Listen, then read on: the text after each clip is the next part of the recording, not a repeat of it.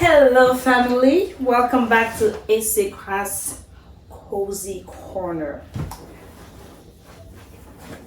Right? Okay. All the drama. And I'm here for it. I also have beef with this show, so let's get going, guys. I'm running, so I'm doing this real quick. I apologize for the lighting, it's not very bright today. Let's get into it. So, spoiler alert! At least this way. Spoiler alert. Anyways, you got it. Spoiler alert. I'm going to talk about what happened in these two. I have tissue with me because I just finished watching it, and all of my tears was towards the MVP of this whole show. Give it up for the one and only Omija. Mama Bear said enough is enough, and I was there for it. I was like, yes, Mama, stop him, stop him, stop him, please. It's so funny how in these two episodes, our main character and Mama Bear, Mija, turned the angry dad into like a sulking 5 years old. And it's crazy because it kind of like, we understood he was grieving, right? And obviously it's hurting his family, which FYI, I have two things to say about this whole show right now, but trying to just summarize here, right?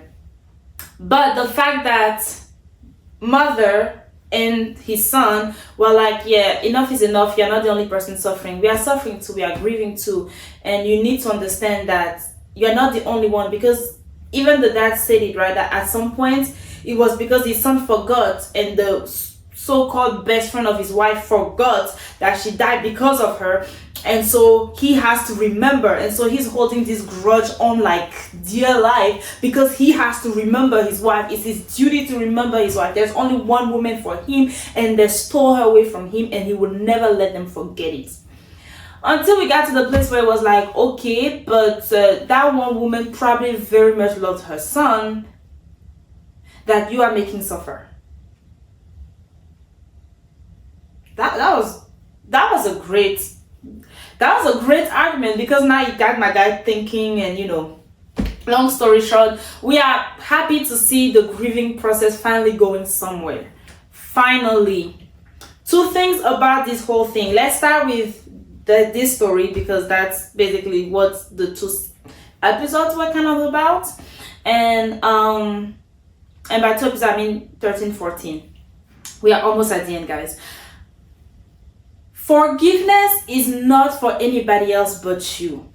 When we say forgive somebody, it's not because that person is also deserving of forgiveness. It's because it eats at you.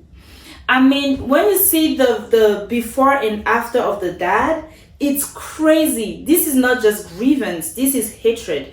The problem with him was not just that he was grieving his wife that he couldn't forget, but that's clear hatred in his heart that his wife was taken away, was killed by this other woman, when honestly both of them kind of knew the danger going in to the sea without equipment because of the job. And so it's unfortunate that yes, there was one decision that was taken by the mother of Sam Dal, heroine, that led to the mother of Yong Pil, the hero, to follow her, because they are like tied to the hip, so they go together wherever they go together, and the consequences were dire for Yong Pil's mother. But that by no means mean that she went and was like held her under the water until she died. You get what I'm saying? It is a high risk job, and they have shared it with us long enough throughout this whole story that we know that many people have died doing this job. It is not easy. That's why they keep telling each other only one breath. As long as you have that one breath, go. Don't try to go further than your capacity, because that's how you die. And when the weather is dangerous, avoid going in under the water. So all those things, obviously we know it's a dangerous job, but he has turned his grief into anger, and his anger into hatred, and because he has refused to forgive, because that was his way of grieving. I'm not saying that there is I'm not trying to blame him for grieving his wife, but what I'm saying is you can see why there is a right way to grieve. Do you get what I'm saying? Where it's like you can go through the process missing her, crying. I mean, the mother of Sam Dal obviously has been crying for years, for 20 years. I don't actually need this. I was just watching the show on this. But she's been crying for 20 years, and we see that she's been crying for so long. For her best friend, for her soul sister, you know, they were tied to the hip, both of them. I mean, you know, and that's why she considered Yong Pil like her son. And all of those people around him that have been grieving are grieving twice because of him. Now, I'm not saying again that grieving is a wrong thing, but I'm saying allow yourself to actually grieve, because he turned his grievance into his grief. Wow, grievance. He turned his grief into anger, and that he refused to forgive. He was eating at him, he was eating at his son, he was eating at everybody around him was basically scared of this guy. That's how crazy it was. Everybody was basically scared of this guy, and his son was dying inside.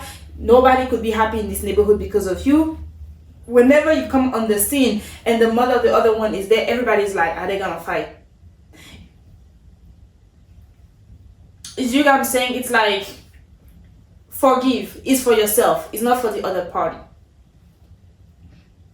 Obviously, as we are seeing things, you know, things have evolved, and then they are together finally. And we knew when it comes to that, the main couple, we knew that at some point all of the things that he had written back would come up, you know, to the surface. And it comes up to the surface when she's like, honestly, she didn't have the courage to get back with him, and that was the main issue, because the main issue for her was the dad.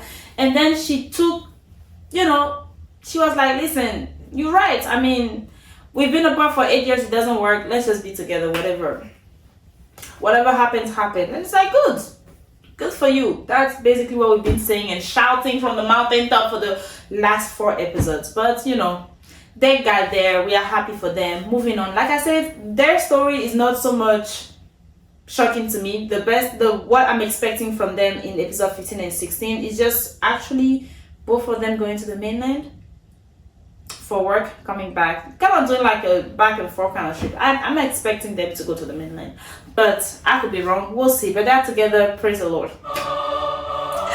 Now, looking at the second thing, which is my beef with this whole show. Before I get to my beef, little sister is doing good, you know, having friends, opening up about her daughter, things are happening. I'm like, okay, that's what I'm here for at this point. I like this story.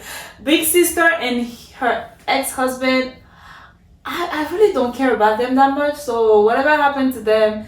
And it was very stupid of the big sister to try to like have a full theme park installed in her village because she doesn't want her mother to die, because you forgot the livelihood of everybody else in this village. You are doing all of this for one person because your mother is the center of the world. So whatever, since you don't care about the neighborhood, too bad for them. We're gonna get a theme park because my mom cannot die. It's like, that's such a selfish reason that I'm like, between you, who is supposed to be the eldest among the children, and the children are already 40 by the way, and your niece who is like 9 years old that just goes and hide the diving suit, she makes more sense. The only person you are trying to stop is mom. Why are you destroying the whole environment for that? Digressing, I don't care about the story. And who else is there in this story? Oh, the workers that came, I mean like the team of Sam Dal that came in and did not recognize her. That was cute. And my favorite portion of these 2 episodes is the car. The whole sliding to get the heater on. If you know, you know. If you don't, am I old? No, I'm not. It's just a thing from old car. It was fun. Anyways, my beef. Sangcho. I think it's Sangcho. I might be butchering his name at this point, but it doesn't matter. We'll just call him C. My problem with this show is the same problem I have with a lot of Korean drama. My thing that I dislike the most in Korean drama is love triangle. Because why? As in, but why? Why? You're gonna tell me that he has been infatuated and genuinely cares about this girl for the past 30 years. Well, and you are there waiting for her relationship with somebody that's taken care of her since birth to fail so that you can have a shot at being with her, and you all call that love? How is that love triangle? I mean, how am I supposed to feel bad for this guy when I know that this whole time he was just happy that they were not together, knowing full well how close these two people are, knowing full well that it's more than just about feelings at this point? Because when Yong Pil said that he has not tried to forget her, he means that he has done his uttermost to still be there for her, support her, push her forward, take care of take care of her mother, while his own father hated the woman this whole time. And you are here talking about, no, but I also had a shot because I also loved her and I also had feeling for him. That's not love. Sit down. That's my problem, because every time they talk about like love triangle, you can see a couple that genuinely care about each other, genuinely love each other the way love is supposed to be, where it's like, I'm taking care of you, I'm serving you, I'm doing my best, I'm putting myself second so that you can succeed in life, even if it means I'm gonna be in pain, so long as you succeed. And they keep doing that for each other, and you see the whole time.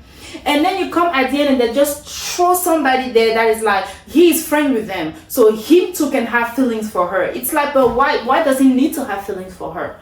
He could have been that, you know, the guy that succeeded out of the group of 5. He could have been the guy that made it from the town, the village they came from, you know, that has the fancy car that is going around, that is just fun to be around, that everybody wants to be around. But no, why would you something nice? Why would you do something nice when you can literally destroy it? I don't understand. Can we stop that? Love triangle, I literally overrated. Like that whole second character or second lead, or what is it, the supporting character syndrome, where he always has to have his heart broken. It's not cute.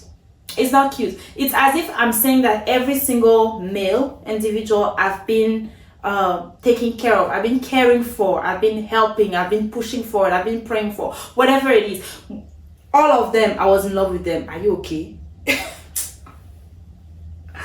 We can genuinely take care of each other. We can genuinely be there for each other without that. You get what I'm saying? That you can succeed in your relationship, and I'll be there rooting for you. Stop it. Korean drama. Stop it.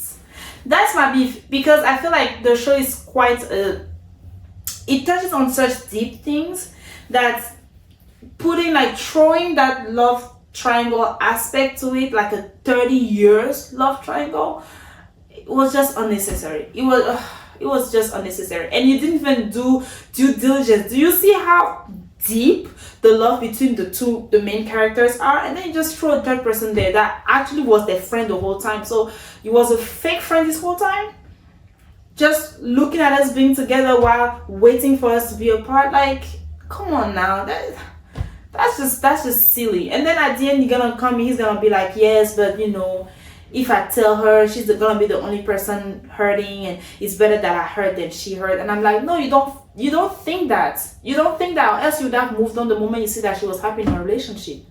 You don't actually think that. That's not love. That's my beef. That's my beef, guys. But all the drama, it was succulent. I loved it. I enjoyed it. I watched it and watched it again right before doing this video. Comment below, what do you think? If you've been watching with us this whole love triangle thing, what are your thoughts about it? Do you actually like it in Korean drama? Am I the crazy person that is like, can we just have like genuine love and just move on? Or like, you want the drama, you want the love triangle? Is that even considered drama? Because I feel like everything happening with the family right now, that's drama. That's drama, and that's drama that will happen in real life, because life. You get what I'm saying? My people say like, this is la bastonade. Basically, my friend, as you're outside, just know it's the street. Your streets ain't easy. So I don't care for an extra dash of ridiculousness. I said it. I love you guys. Thank you so much for coming on this journey with me. I know I'm a little busy and all over the place with my schedule, but thank you for hanging in there with me. I love you so much. Like this video, share with your friends and family, all your K-lovers, or anybody that you know that is watching this show, because apparently this show is popping right now. And subscribe, hit the notification bell so you can see what I do next time. I love you. See you guys.